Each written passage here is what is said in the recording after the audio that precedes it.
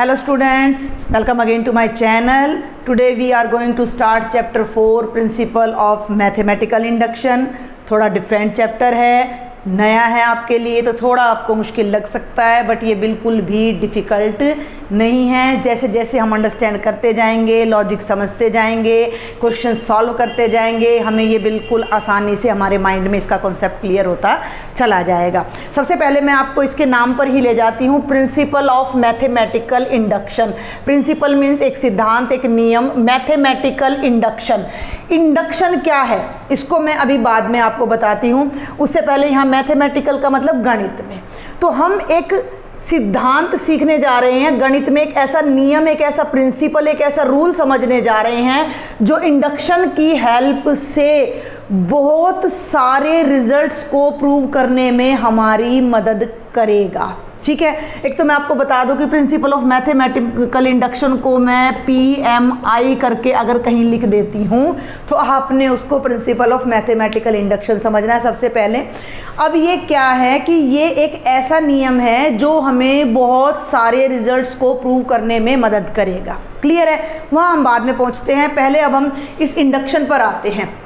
तो देखिए मैथ्स में क्या है बेटा जी कि रीजनिंग के दो बेसिक तरीके हैं। रीजनिंग के तर्क लगाकर, रीजनिंग माने तर्क लगाना, तर्क लगाकर हम भाई लॉजिक लगाकर, तर्क मीन्स लॉजिक, लॉजिक लगाकर हम कुछ रिजल्ट्स को प्रूव करते हैं। तो देयर आर टू वेज। तो पहला वे आपका आता है डिडक्शन। ठीक है भाई, थोड़ा ध्यान से समझना है, अगर हमारा बेस क्लियर हो जाता है तो क्वेश्चंस में कोई प्रॉब्लम हमें नहीं आएगी। डिडक्शन शब्द निकलता है बेटा जी डिड्यूस से, और डिड्यूस का क्या मतलब है कि निष्कर्ष निकालना। कहाँ से? किसी जनरल रिजल्ट से निष्कर्ष निकालना। इस बात को मैं सिर्फ एक एग्जांपल से समझाऊंगी आपको, क्योंकि इस पे हमने ज़्यादा फोकस नहीं करना है। देखिए हमने अपनी छोटी क्लासेज में डिविजिबिलिटी के रूल पढ़े हैं, वहाँ हमें कोई प्रूव करना नहीं सिखाता। तो हमने एक जनरल सा रूल पढ़ा है कि इफ़ एनी नंबर, बल्कि if unit place of any number, ध्यान देना भाई, if ones place, unit place भी नहीं कहूँगी मैं, if ones place of any number, if ones place of any number has digits 0 और 5 then it is divisible by 5। ठीक है भाई, ये रिजल्ट हमने 8th बल्कि मैं कहूँगी 7th क्लास में भी डिविजिबिलिटी के रूल आ जाते हैं कि अगर किसी नंबर के वंस प्लेस पर यानी इकाई के स्थान पर 0 आ जाए या 5 आ जाए तो वो नंबर 5 से पूरा पूरा भाग होता है। ये रिजल्ट हमने पढ़ लिया। किसने प्रूव किया, कब किया, कैसे किया, उससे हमें कोई मतलब नहीं। ठीक है, हमें ये रिजल्ट पता लग गया। अब मैं लिख देती हूँ यहाँ एक नंबर 45 और मैं पूछती हूँ क्या ये 5 से डिविजिबल है? आप कहोगे हाँ है। क्यों? अब इसका तो आपको पता है 5 9 जब 45, लेकिन अब अगर मैं आपको लिख दूँ 4755, क्या ये 5 से डिविजिबल है? हमें डिवाइड करने की ज़रूरत नहीं है। वी नो कि अगर इकाई के स्थान पर 5 है तो ये नंबर 5 से डिवाइड होगा। ध्यान से समझना बात को। अब मैं एक और लार्जर नंबर लिख लेती हूँ, 2,43,840। Is this number divisible by 5? Yes certainly. Without actual division मैं कह सकती हूँ कि ये नंबर ने 5 से डिवाइड होना है। क्यों होना है? क्योंकि मुझे ये रिजल्ट पता है। अब दो टर्म्स आ जाती हैं भाई मैथ्स में, एक आ जाती है जनरल जो सब पे लागू होती है, और एक आ जाती है पर्टिकुलर, किसी विशेष पर। पर्टिकुलर मीन्स विशेष, जनरल मीन्स आम। ठीक है भाई, ये हमने एक जनरल रिजल्ट बताया कि किसी नंबर के यूनिट प्लेस पर, वंस प्लेस पर 0 या 5 आएगा तो वो सर्टेनली 5 से डिवाइड होगा। और इससे मैंने ये अलग अलग पर्टिकुलर रिजल्ट्स यहाँ डायरेक्ट डिड्यूस कर दिए। इसका डिडक्शन ये आ गया कि भाई 45 ने 5 से डिवाइड होना है, क्योंकि हमें ये नियम पता है। 4755 5 से डिवाइड होना है, क्योंकि हमें ये नियम पता है। 2,43,840 डिवाइड होना है, क्योंकि हमें ये नियम पता है, चाहे हमें बहुत बड़ी से बड़ी कोई भी संख्या, मान लो मैं यहाँ पर लिख देती हूँ 10, 85, 49, 7, 4, 6, 5, 0, ठीक है, क्या ये 5 से डिविजिबल है, क्योंकि इसके यूनिट प्लेस पे 0 आ रहा है। क्लियर?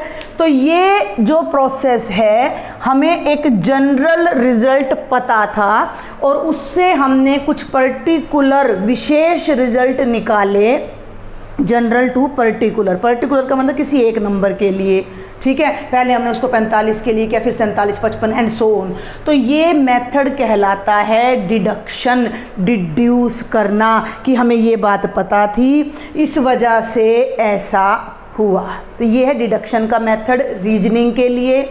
इंडक्शन का जो मेथड है वो इसके बिल्कुल अपोजिट है। आई थिंक आपको ये समझ आया होगा। कोई भी बात आपको इस टॉपिक में समझ ना आए, आप फ्रैंकली मुझे कमेंट बॉक्स में लिखना। आप मेरे व्हाट्सएप ग्रुप को, जिन बच्चों ने ज्वाइन कर रखा है वो बच्चे वहाँ पर मुझे लिख सकते हैं, जिन्होंने ज्वाइन नहीं किया है वो ज्वाइन कर सकते हैं, ठीक है भाई। तो ये तो था डिडक्शन। अब दूसरा तरीका है रीजनिंग का इंडक्शन। भाई इंडक्शन इंड्यूस करना। इंडक्शन क्या है कि पर्टिकुलर रिजल्ट से जनरल रिजल्ट पे जाना, ठीक है भाई। अब इसको भी मैं एक एग्जांपल से समझाऊंगी। पहले एग्जाम्पल क्या ले लेते हैं, बहुत ही छोटा सा, ऐसा ही डिविजिबिलिटी का ही एग्जाम्पल अब हम ले लेते हैं कि मैंने ले लिया 14, ध्यान देना भाई, 14 इज डिविजिबल बाय 2। मैं डिवाइड करके देख सकती हूँ, मैंने लिखा है तो मैंने इसका प्रूफ देना है। मैंने प्रूफ देना है तो आपको पता है कि 14 2 से डिवाइड हो जाता है, ठीक है। आगे मैंने लिख दिया 840 इज डिविजिबल बाय 2। ये भी मैं आपको डिवाइड करके दिखा सकती हूँ। आपने ये लॉजिक समझना है, मैं डिवीजन नहीं सिखा रही, मैं इंडक्शन का लॉजिक बता रही हूँ कि इंडक्शन है क्या चीज़, हम क्या करने जा रहे हैं, क्यों करने जा रहे हैं। तो 842 से डिवाइड हो गया, हम डिवाइड कर सकते हैं कि नहीं कर सकते हैं। अब मैंने लिख दिया कि 5722 इज डिविजिबल बाय 2, इसको भी मैं डिवाइड करके दिखा दूंगी। फिर मैं ले लेती हूँ भाई 476 इज डिविजिबल बाय 2, ये भी डिवाइड हो जाएगा। 148 इज डिविजिबल बाय 2, ये भी डिवाइड हो जाएगा। क्लियर है? ये सब हमें पता है।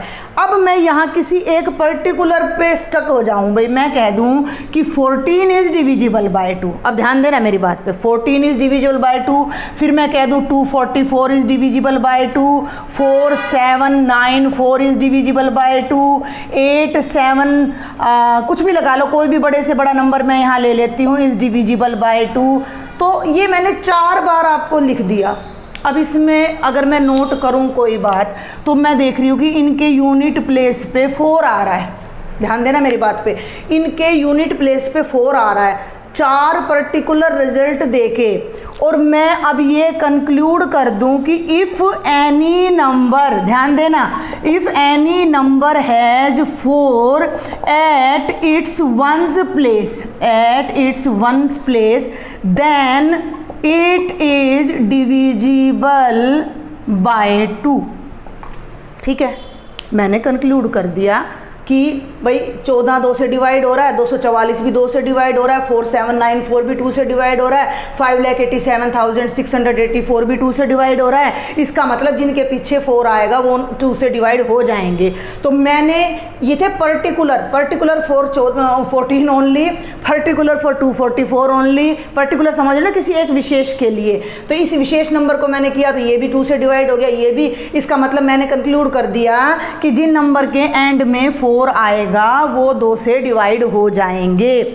This process is called induction. अभी प्रॉपर इंडक्शन नहीं है, ध्यान देना मेरी बात पे, जो बातें मैं बताऊंगी। तो ये थे सारे के सारे पर्टिकुलर रिजल्ट जिनको हमने प्रूव किया और इससे मैंने एक जनरल रिजल्ट एस्टेब्लिश कर लिया। लेकिन इसमें ना एक ड्रॉबैक, एक कमी है। क्या? कि जब हम पर्टिकुलर से जनरल पे आते हैं तो ये 4 प्रूफ सफिशिएंट नहीं है कि भाई इस बात को प्रूव कर दें। अब मैं यहाँ एक बात और लिख देती हूँ, इफ़ एनी नेचुरल नंबर, ध्यान देना, if any natural number has 4 at its ones place then it is divisible by 2। अगर किसी नेचुरल नंबर के एंड में 4 है तो वो 2 से डिवाइड हो जाएगा। मैंने बोल तो दिया लेकिन ये जो रिज़ल्ट है ये इसको हम एक थ्योरम नहीं कह सकते, हम इसे एक कंजेक्चर बोलते हैं मैथ्स की भाषा में। क्या बोलते हैं? एक कंजेक्चर। कंजेक्चर का क्या मतलब है? गैस करना, अंदाज़ा लगाना, आइडिया लगाना। ये आइडिया सही भी हो सकता है और ये आइडिया रॉन्ग भी हो सकता है, जब तक हम इसको साइंटिफिकली प्रॉपरली प्रूव ना कर दें। What my point? देखो मैं क्या बताना चाह रही हूँ कि मैंने 4-5 रिजल्ट प्रूव किए, इनके बेस पे मैंने बोल दिया कि 4 पे एंड होने वाला हर नंबर 2 से डिवाइड होगा, लेकिन मैंने बोल दिया हर नेचुरल नंबर। अब भैया नेचुरल नंबर कितने हैं? इनफाइनाइट हैं, तो ये कोई ज़रूरी नहीं है कि हर इनफाइनाइट नंबर पे ये ट्रू हो। तो इसका तरीका क्या है कि या तो मैं उन सारे नंबर्स पे इसको वेरीफाई करूं, एक एक पे वेरीफाई करूं कि भाई ये भी 2 से डिवाइड हो रहा है, ये भी हो रहा है। क्या ये पॉसिबल है? नहीं है। तो देखो मेरी बात को ध्यान से समझना कि ये हमने सिर्फ एक अंदाज़ा लगाया है, कंजेक्चर यानी गैस वर्क किया है। ये ट्रू हो भी सकता है और नहीं भी हो सकता, जब तक कि हम इसका कोई सॉलिड प्रूफ ना दे दें। क्लियर?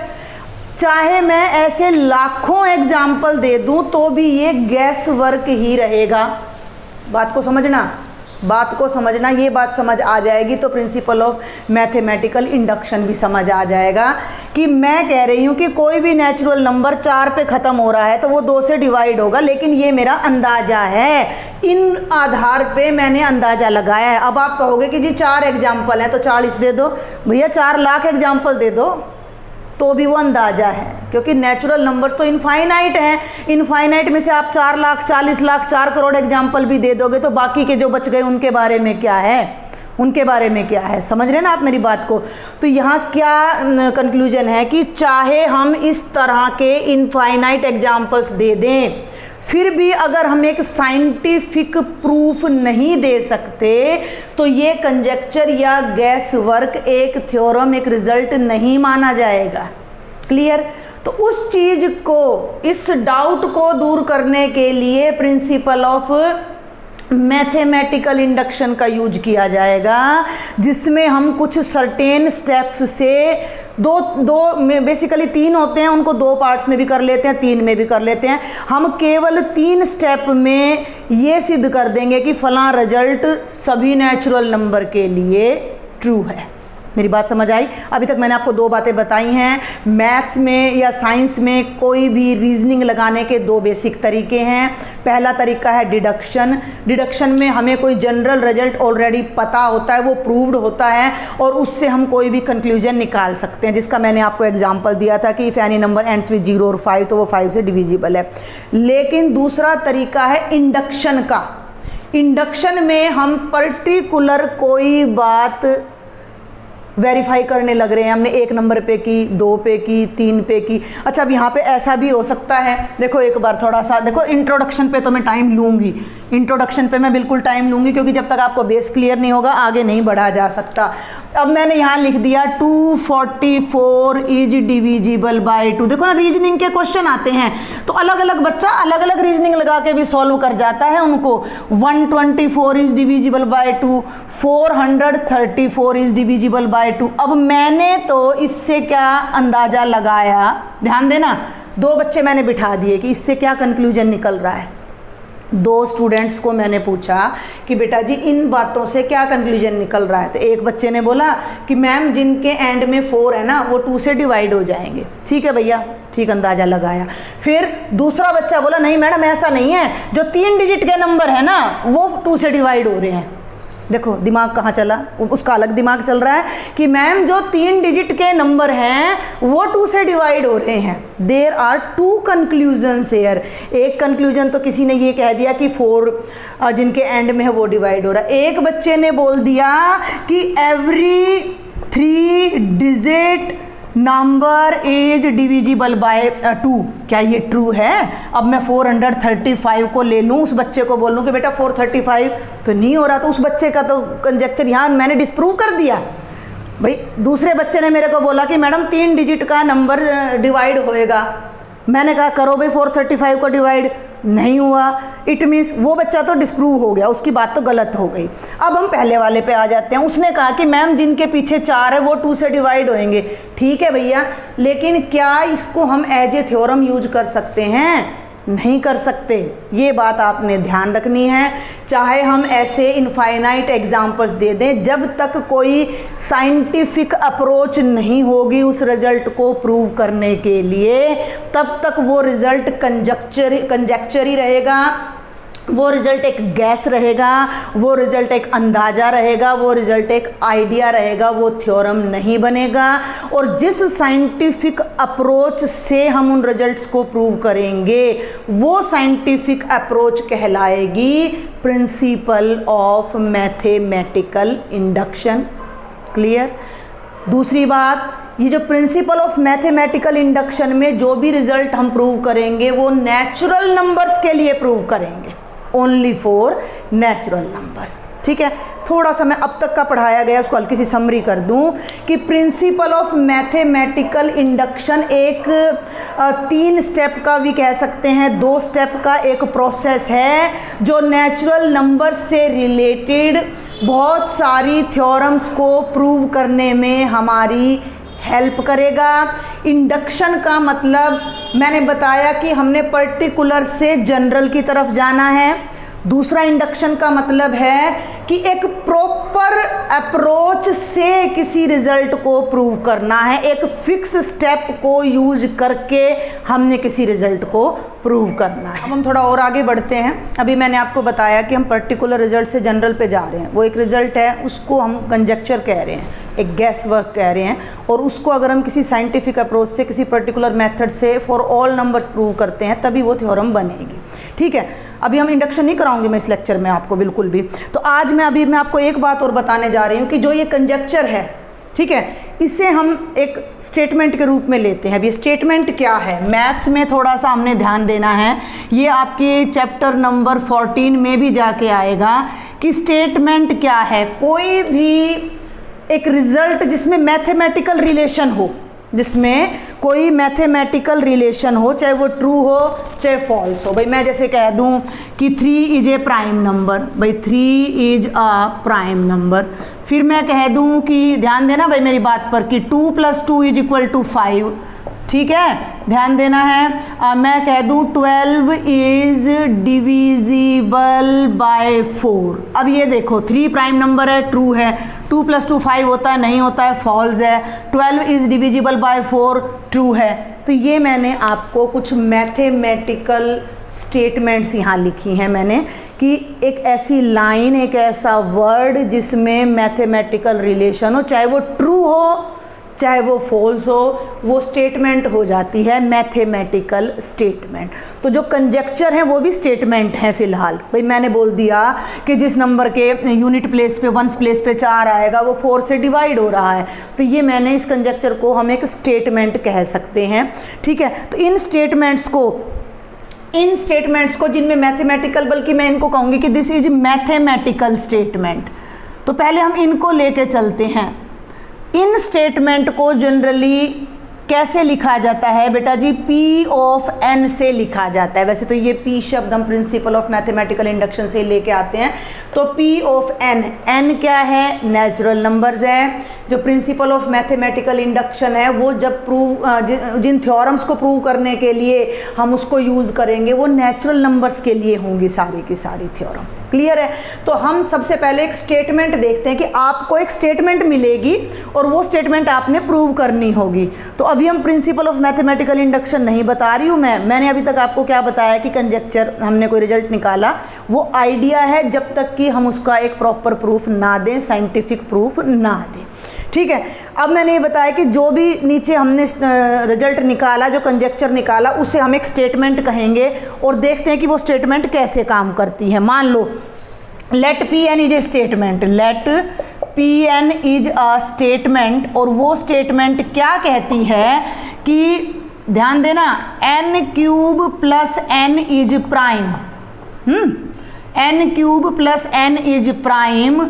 बस इतना हम नोट करते हैं कि Pn नाम से कोई स्टेटमेंट है। भाई मैंने कोई आइडिया लगाया है, मैंने आइडिया लगाया कि n क्यूब में अगर मैं n जोड़ दूं तो वो प्राइम आएगा। n क्या है? नेचुरल नंबर है कोई। भाई मैंने बोल दिया कि भाई n कोई नंबर है, अगर मैं किसी नंबर के क्यूब में उसी नंबर को जोड़ दूं तो मेरा आंसर हमेशा प्राइम आएगा। ठीक है, तो इसको अब हम देखते हैं, यहाँ इसको हम क्वेश्चन को देखते हैं कि हम शो करना चाहेंगे कि show that P1 is true but P2 is not true। ठीक है ना? ठीक है, थोड़ा सा समझने की कोशिश करें, डाउट्स हो आप मुझे लिखें ताकि मैं नेक्स्ट लेक्चर में और अच्छे से आपको बता सकूं कि हमने ये एक स्टेटमेंट ले ली, एक कंजेक्चर ले लिया, एक गैस वर्क ले लिया, मैंने ले लिया। मान लो मैं कह रही हूँ कि n क्यूब प्लस n ने ऑलवेज प्राइम होना है। अब ये थोड़ा आपको मैथमेटिकली समझना पड़ेगा। n क्यूब का मतलब किसी नंबर का क्यूब में उसी नंबर को जोड़ दे तो हमेशा प्राइम आएगा, मैंने तो ऐसा बोल दिया। अब हम इसको देखते हैं कि P1 का मतलब भाई पॉलिनोमियल हमने कर रखे हैं, उसी टाइप में ये चलेगा।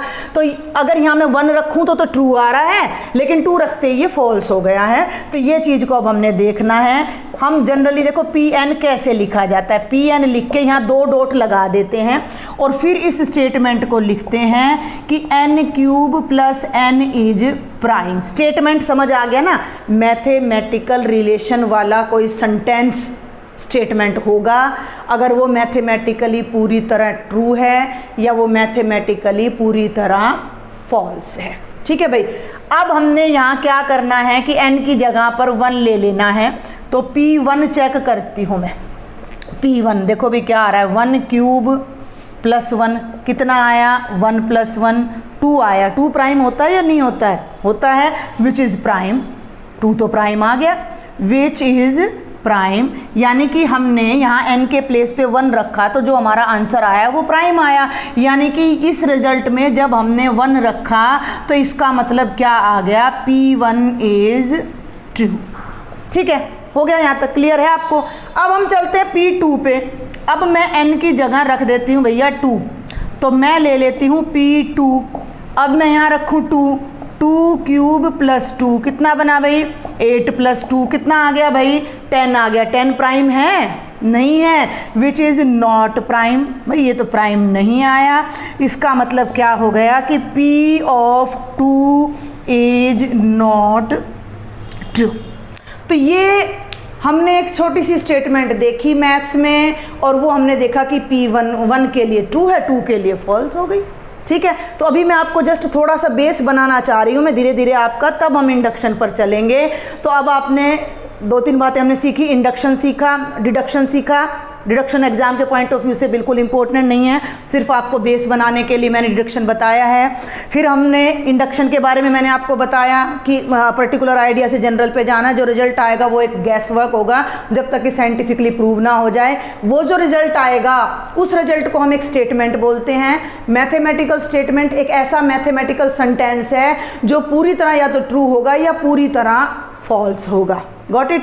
अब हमने उसको नाम दे दिया स्टेटमेंट को Pn, और वही उस Pn को मैं अब यहाँ पर करके दिखा रही हूँ कि किसी के लिए वो ट्रू भी आ रहा है, किसी के लिए फॉल्स भी आ रहा है। हो सकता है सबके लिए ट्रू हो सकता है सबके लिए फॉल्स हो। कुछ एग्जाम्पल की हेल्प से मैं ये स्टेटमेंट आपको क्लियर करना चाह रही हूँ। अभी मैंने देखा कि ये रिज़ल्ट कैमरा की रेंज में नहीं था, तो मैं एक बार इसको फिर से आपको जल्दी से बता दूं कि यहाँ 2 रखा। वैसे तो सिंपल आप कर सकते हो, 2 क्यूब प्लस 2 8 प्लस 2 10 आया एंड 10 प्राइम नहीं है, तो हम लिख सकते हैं कि P of 2 is not true. अभी मैं आपको यहाँ ये 2-3 एग्जाम्पल्स टाइप में करा रही हूँ। NCERT से नहीं है ये मैंने इधर उधर से ढूंढ कर बुक्स में से आपके लिए मैं लेकर आई हूँ। ये मैं आपको समझाती हूँ, फिर मैं 2-3 आपको सॉल्व करने के लिए दूंगी जो आपने प्रैक्टिस करनी है। हम क्या सीख रहे हैं कि किसी भी स्टेटमेंट को ट्रू या false for a particular number. ठीक है, तो अब ये ले लिया, फर्स्ट स्टेटमेंट मैंने ले ली Pn 10n plus 3 is prime. देखो n मैं बार बार कह रही हूँ, इंडक्शन का जो पूरा टॉपिक है वो नेचुरल नंबर्स के लिए है, तो n फॉर नेचुरल नंबर।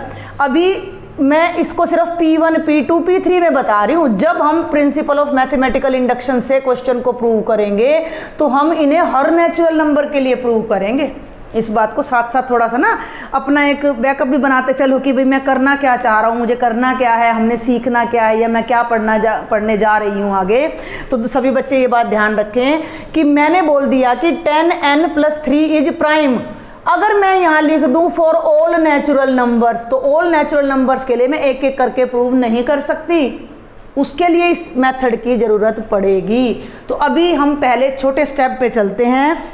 यहाँ मैं आपको दिखाऊंगी कि P2 और P3 पर ये रिजल्ट कैसे होल्ड करता है या नहीं करता है। ठीक है भाई, तो ये फर्स्ट क्वेश्चन है Pn हमने ले लिया 10n + 3 इज प्राइम। अब हम इसको चेक करते हैं P1 P2 P3 तीनों के लिए कौन सा ट्रू है कौन सा नहीं है। भाई n की जगह 1 रखो तो P1 क्या बन गया, 10 × 1 + 3 11 और 3 14 प्राइम है क्या, 14 प्राइम है। एम आई राइट? नहीं, मैं गलत कर रही हूँ। 10 × 1 = 10 + 3 कितना आ गया 13 इज प्राइम। तो इसका मतलब क्या हो गया, the statement P1 is true. ठीक है भाई, ये कंक्लूजन हमने निकाल लिया कि जो स्टेटमेंट P1 है वो ट्रू है। अब हम निकालते हैं स्टेटमेंट P2। तो मैं क्या करूं, बोथ साइड्स 2 रख देती हूं, इक्वल टू लगा सकते हो पुट करने के बाद। तो ये हो गया 10 × 2 + 3, 10 × 2 = 20 + 3 23 इज अगेन प्राइम। ठीक है भाई, अभाज्य संख्या है, तो इसका मतलब P2 क्या हो गया, ट्रू हो गया। और अब हम लास्ट में चलते हैं 3 के लिए। तो जब मैं यहाँ 3 रखूँगी तो ये बन जाएगा 30 + 3 33 प्राइम है या नहीं है, 33 इज नॉट प्राइम, तो दिस इज नॉट प्राइम। तो हम कहेंगे कि P3 इज नॉट ट्रू। यहाँ मैं आपको कुछ स्टेटमेंट्स दे रही हूँ और कुछ पर्टिकुलर नंबर्स के लिए हम उनको प्रूव या डिसप्रूव करके देख रहे हैं। क्लियर है? तो ये थोड़ा जल्दी मैंने बताया, आप आराम से इसको अपने नोटबुक में करिएगा। प्रैक्टिस जितनी ज़्यादा करोगे उतने अच्छे से ये कॉन्सेप्ट आपको समझ आएगा। सेकंड पे आ जाते हैं। सेकंड में फिर हमने एक स्टेटमेंट ली Pn, ध्यान देना भाई, n³ + n। अभी थोड़ी देर पहले मैं बोल रही थी कि ये प्राइम है, ठीक है, कराया है मैंने ये अभी थोड़ी देर पहले इसी लेक्चर में कि n, अब क्या कह रहा है कि ये स्टेटमेंट में कि n³ + n टाइप के सारे नंबर डिविजिबल बाय 3 हैं। ठीक है, is statement P3 true, is P4 true. ये पूछ रहा है कि क्या P3 जो ये रिजल्ट है भाई ये 3 के लिए ट्रू है या नहीं है। तो n³ + n 3 रख लेते हैं भाई अब हम बोथ साइड्स। तो ये हो गया बेटा 3³ + 3 27 + 3 30 इज डिविजिबल, ठीक है बेटा, बाय 3। तो मैं यहाँ लिख सकती हूँ yes P3 is true. P3 हमारा क्या है, ट्रू है। और अब हम चेक करते हैं बेटा जी P4 को, अलग अलग करना है इनको। अब मैं ले लेती हूँ P4। तो बेटा जी 4³ + 4 हो गया, 64 + 4 हो गया, 68 आ गया। क्या ये 3 से डिवाइड हो रहा है, नहीं हो रहा, तो this result is false, not true, this statement is not true. मैं बता चुकी हूँ स्टेटमेंट या तो ट्रू होगी या फॉल्स होगी। और अब ये लास्ट है कि Pn क्या है, n+1 और n+2 की product, n × n+1 × n+2 type का कोई भी नंबर है तो दैट इज डिविजिबल बाय 12। ये इसने बोल दिया, ठीक है, इसने बोल दी ये स्टेटमेंट कि भाई मैं ये स्टेटमेंट है हमारे पास, पता नहीं ट्रू है या फॉल्स है ये हमें नहीं पता, ये एक स्टेटमेंट है। Prove that P3 P4 are true but P5 is not true. P3 मैं बता देती हूँ, 4 5 आपने एज ए होमवर्क अपनी नोटबुक में ट्राई करना है अगले लेक्चर से पहले। तो P3 देखो क्या आएगा, n की जगह 3, ब्रैकेट में n+1 यानी 3+1, फिर ब्रैकेट में 3+2। तो ये हो गया भाई 3 × 4 × 5, 4 3 = 12, 5 = 60। क्या 60 12 से डिवाइड हो रहा है, यस। तो 60 इज डिविजिबल बाय 12। तो हम क्या लिखेंगे, yes P3 is true. Clear. और अब आपने P4 ट्रू है ये आपने यहाँ वेरीफाई अपनी नोटबुक में खुद करना है, P5 ट्रू नहीं है ये भी आपने वेरीफाई करना है। और 2-3 क्वेश्चन और अभी मैं आपको एज ए होमवर्क लिख के दे रही हूँ, इसको वीडियो को पॉज करके इसको नोट करना और इन सब क्वेश्चंस की आपने प्रैक्टिस करनी है। ये कुछ क्वेश्चंस और यहाँ पर मैंने लिखे हैं आपके लिए। Pn n × n+1 is even, what is P3, what is का मतलब आपने P3 निकालना और ये बताना है कि वेदर इट इज ट्रू और फॉल्स। Pn n² - n+41 है भाई ये is prime. Prove that P1 P2 P3 are true but P4 false है। और P N is equal to P N n+1 2n+1 is divisible by 6। What is P2 and P3? फिर से आपने बताना है कि ट्रू है या फॉल्स है। तो 6 क्वेश्चन 3A 6 एक दो और मैंने पहले करा दिए हैं, वो सब आपने करके आने हैं। और इस लेक्चर से रिलेटेड आपने अपने कमेंट्स मुझे ज़रूर बताने हैं, क्योंकि मुझे लगता रहता है कि शायद मैं और बेहतर तरीके से इसको करा सकती थी। तो आपके जो भी सजेशंस होंगे दोज आर मोस्ट वेलकम। कोई डाउट है वो आपने ज़रूर मुझे यहाँ पर शेयर करना है मेरे ग्रुप में या कमेंट बॉक्स में। And if you like my lectures, do share with your all friends and subscribe my channel. Thank you.